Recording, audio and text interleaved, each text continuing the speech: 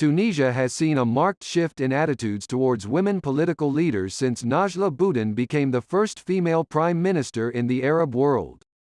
However, this doesn't mean that life has dramatically improved for Tunisia's women, writes BBC News Arabic's Jesse Williams. Bakra Belhaj Hamida has spent her whole life fighting for both gender equality and democracy in Tunisia, one of which cannot be achieved without the other, she says. After the revolution in 2011, which saw her take part in the mass demonstrations that led to autocrat President Ben Ali being ousted, Tunisia passed a gender parity law. It requires political parties to have an equal number of men and women on their list of candidates to serve in parliament after elections. It was around this time that Ms. Belhaj Hamida joined a political party, Nida Tunes. But being a woman in politics in Tunisia, and a woman fighting for equal rights, is not easy. I have experienced harassment, smear campaigns, defamation, death threats and calls for my assassination, she says, adding that she has been under state protection since 2012. But Tunisia is now undergoing a significant shift in attitudes towards women in positions of power, more than in other parts of the Arab world.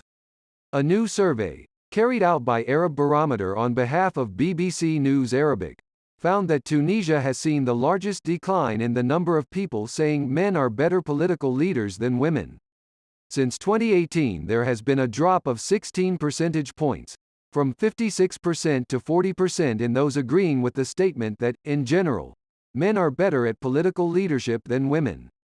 The survey was conducted around the time Tunisia got its first female prime minister, geologist Najla Bouden, who was appointed to the post by President Kais Saied in October 2021.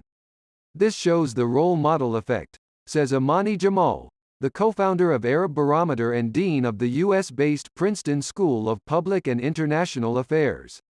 We didn't see a drastic shift in public opinion on women's rights prior to this appointment, she says, adding that it allowed people to say, "Guess what? Women can be just as effective as political leaders as their male counterparts."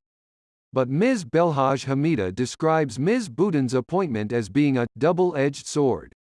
It was symbolically important to end male privilege, but the total absence of her commitment to women's rights and equality could be seen as the failure of women in public affairs, she says.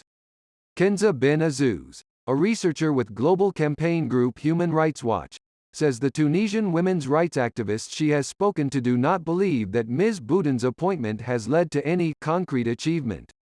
There has been absolutely no addition in terms of rights secured for women, she says.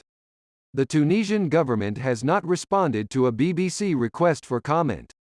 Mr. Saied has a record 10 women, including Ms. Bouden, in his 24-member cabinet. Women's rights activists are concerned the president is merely using the facade of female empowerment to soften the blow of his authoritarian actions, including dissolving parliament and ruling by decree. Mr. Saied is known for his conservative views on women's rights.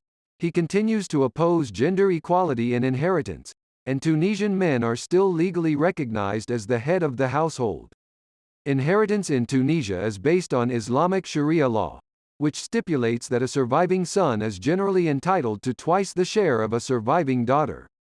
Mr. Saied caused outrage last month when he sacked 57 judges after accusing them of a wide range of offenses, including financial and moral corruption. They included a female judge who had details about her private life leaked online, including allegations that she had committed adultery, which is a crime in Tunisia, and was forced by police to take a virginity test. Condemning the smear campaign, the honorary president of the Association of Tunisian Judges, Rada Al-Karafi, was quoted as saying, "Who will rehabilitate this lady if the highest level of the state has impinged on her dignity?" The survey also found that Tunisia had the highest percentage of people, 61%, who believe that violence against women increased in the last year despite legislation adopted in 2017 to combat it.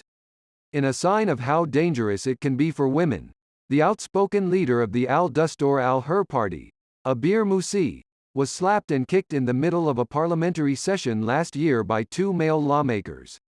They were both barred from taking the floor in parliament for 3 consecutive sittings. Ms. Ben Azouz sees the survey's finding as quite a positive sign, indicating widespread awareness of violence against women, which, she believes, is partly down to the hashtag Ina Zeta movement in 2019 Tunisia's hashtag #MeToo.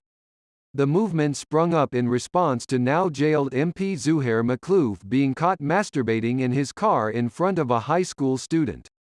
Tunisian women's rights and anti-racism activist Kala Kasaksi took part in the demonstrations and became a moderator on the hashtag Ina Zeta Facebook page, which, she says, received more than 20 testimonies of sexual violence a day. Tunisia's now dissolved parliament adopted legislation in 2017 to combat violence against women. Known as Law 58, it was lauded as historic at the time, putting Tunisia ahead of many of its neighbors. Although there have been some successes, including the setting up of specialized police units to tackle violence against women, people have argued that there are major weaknesses in the law's implementation. They point to the case of 26-year-old Refka Cherny, who was allegedly killed by her husband, an officer in the National Guard, in May 2021, just 2 days after she had gone to the police to report him for domestic abuse. He was arrested but has not yet gone on trial and has not commented.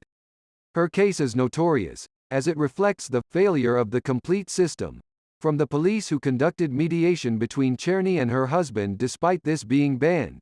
He allegedly used this opportunity to threaten her, and Cherny withdrew her complaint the next day. To the prosecutor, who failed to order any measures to protect her, to the hospital, which issued a medical certificate to prove she had been abused. If she had received her medical certificate earlier, perhaps she could have gone forth with her complaint and she wouldn't have died, says Ms. Ben Azouz. The survey showed an 11 percentage point decline, from 54% to 43% since 2018 in citizens saying men should have the final say in family decisions. But, as men remain the heads of their households under Tunisian law, social assistance goes to them and survivors of domestic abuse cannot access financial support. The economic power stays in the hands of the husband, says Ms. Ben Azouz. The stigma around going to a domestic abuse shelter, combined with the lack of them, only 5 exist in Tunisia, 4 of which are located in the capital, Tunis, means many survivors, particularly those who are poor, are forced to stay with their abusers. Despite the worrying picture, Ms. Ben Azouz says she is very hopeful, particularly because of the work of women's rights groups and their upsurge in creativity. As for Ms. Belhaj Hamida, she says the campaign to make Tunisia more livable, free, and liberating must continue, and it must be waged, not by one person, but by all those who believe that this country deserves better.